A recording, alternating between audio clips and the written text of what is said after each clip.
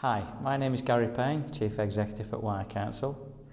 In order to be prepared for winter, we've put a video together for residents and I hope you find it useful. Hello, I'm Dr. Mark Spencer. I'm a GP at the Mount View practice in Fleetwood. Staying warm and well in the winter months is really important for all of us, but particularly to folks that are more prone to illness than others. And there are some basic advice that everybody can take on board. Eating regularly, eating well, eating warm food, staying well hydrated, lots to drink, lots of water, warm drinks as well. Staying warm, making sure that the house is warm, making sure that you're wearing plenty of warm clothing. Over and above that, it's important that where it's advised to have your annual flu jab, so that's folks over the age of 65, pregnant ladies, people with long-term health problems such as breathing problems, heart problems, so on and so forth. And if you're a carer of anybody, or if you're in the healthcare profession, we should all be vaccinated. I think the other thing is to think about keeping emotionally well. You know, winter's a sad time. We all feel a little bit down in the winter. So how do you stay emotionally well? And the most important thing is to stay connected to other people. So regularly meeting other people, regularly speaking to family members, regularly speaking to your next door neighbours and your friends, and staying connected over the winter will help to keep you emotionally well. As well, getting out and getting some physical exercise. It's good for you physically, it gets the blood going and you feel warmer, but it's also good for us emotionally. Hi, I'm Catherine Pye. I'm a Senior Engineer here at Wyre Council. I also manage our out-of-hours duty officers and I'm an emergency planner. Well, quite a lot of properties within Wyre are at risk of flooding. So my advice to people who wanted to know their flood risk would be to log on to the government's website www.gov.uk, where you can go into the flooding area, you can put in your postcode and it will tell you whether you are at risk of coastal flooding, river flooding or surface water flooding. Residents can receive flood warning updates by signing up to the Environment Agency's flood warning scheme. Again, you can do that through the .gov.uk website.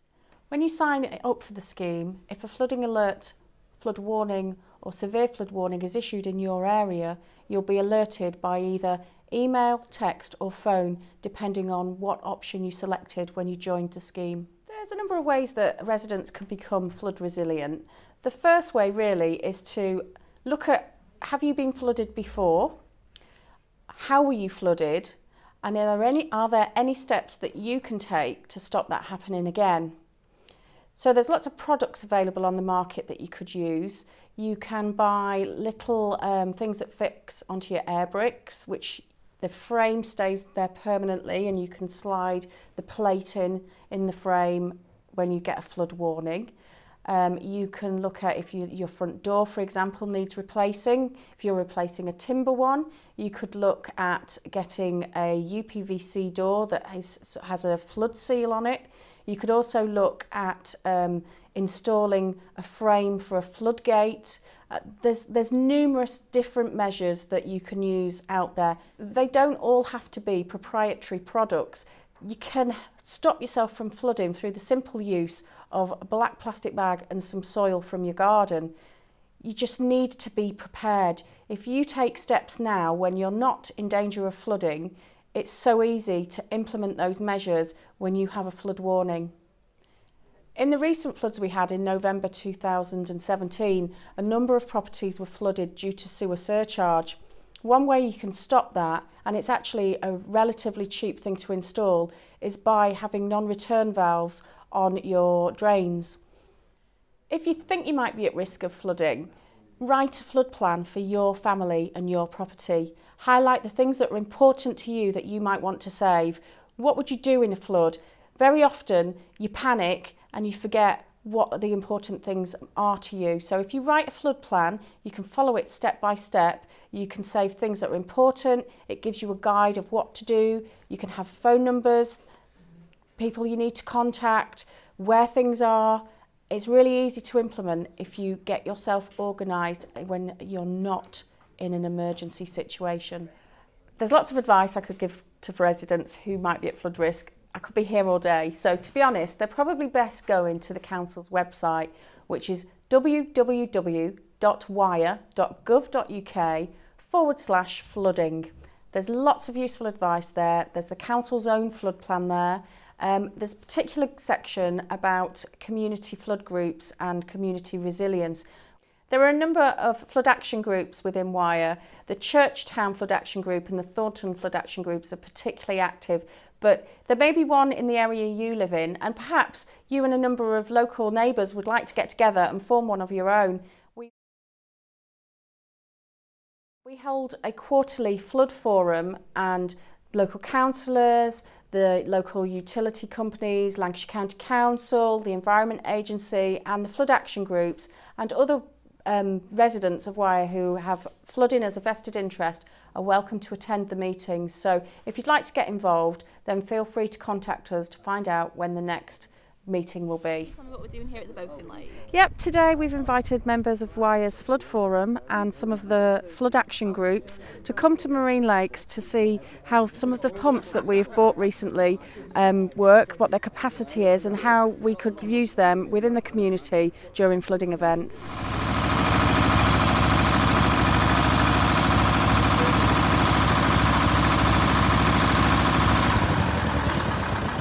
Final message. One thing that I'd like the people of Wyre to sort of appreciate is that we are quite a small team that deal with flooding, particularly if it's out of hours, and these things nearly always happen at night. So we need to encourage everybody within Wyre who is in a flood zone to protect themselves. We can't promise that we will be there to help you, but we will do our very best.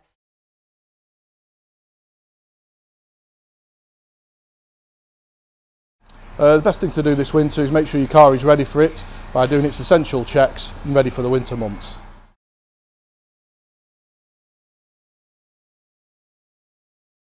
Yep, here at Wyre Borough Council we do MOTs for Class 4 and for 7 vehicles. They're £40 for both classes. It's a free retest carried out. We don't do repairs, we just do a basic MOT check. Hello, we're the care and repair team and we'd like to give you some tips for keeping warm and safe this winter. Have your boiler and gas appliances serviced regularly by a qualified professional. Loft installation will help to keep your home warm. If you have no loft installation, contact Care and Repair. We may be able to help. When you are indoors in winter, try not to sit still for more than an hour or so. Get up, stretch your legs and make yourself a warm drink. A shawl or blanket will keep you warm if you're not able to move easily. If your boiler breaks down and you need a trustworthy contractor, Care and Repair may be able to help you. Use draft excluders to prevent heat from escaping under doors. Several thin layers of clothing will help keep you warmer than one thick layer, as the layers trap warm air between them. Wear a hat, scarf and gloves when you go outdoors. Make sure you know how to set your boiler programmer and thermostats, including thermostatic radiator valves.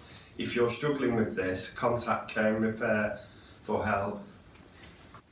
Get a carbon monoxide alarm to detect any leaks of dangerous carbon monoxide from gas appliances in your home. If you are disabled, have a chronic illness, visual or hearing impairment, or of a state pension age, sign up for Priority Services Register. Care and Repair can help you to do this. Keep radiators and heaters clear so that heat can circulate. Don't put furniture in front of them or dry washing on them. If you haven't already done so, think about switching to a new energy provider. You may be able to save money.